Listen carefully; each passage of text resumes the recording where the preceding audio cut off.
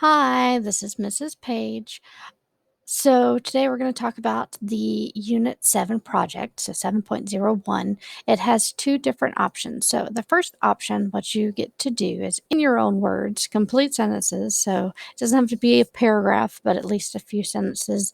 You're going to tell me about how imperialism is like what we've been studying in class. So like the stories that we've been talking about or the discussions we've been having or even the reading club book that we've been reading.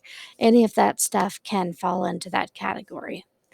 Um, you then would also tell why it's important for us to be learning about it because, what can we learn from it? So that way we can make decisions based upon what we learned.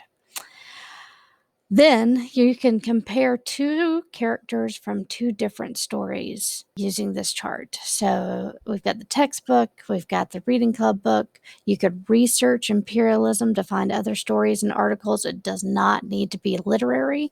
So you can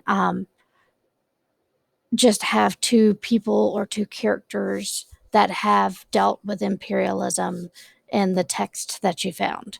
And then you'd go through each one of these and answer it about the character. It needs to be two different texts. That's the only other thing you need to remember. So the first person comes from one text, the second person comes from another.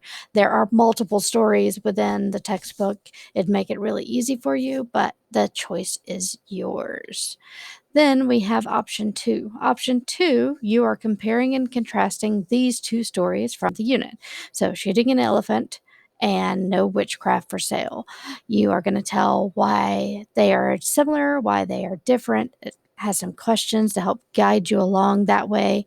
You can literally answer within the boxes here, or if you prefer paragraphs, you can do it down below. Then there's two more questions that you need to answer. Can modernization from imperialism be a good or bad thing?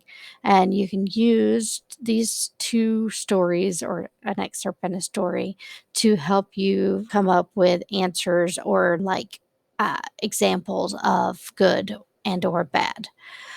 Number 3, you're talking about the struggles and conflicts that you deal with yourself and compare those to those who have been affected by imperialism in these stories, excerpts, or your own research. In other words, how are you similar or different than the other people that have had to deal with imperialism? And that's it. There is like a really good reminder to make sure you're using your APA in-text citations, where you got the information from, especially if you're doing research or if it's from a story. And there is help for you if you click here so you can see how to do all these things. Of course, if you still need help, reach out. I'm here for you.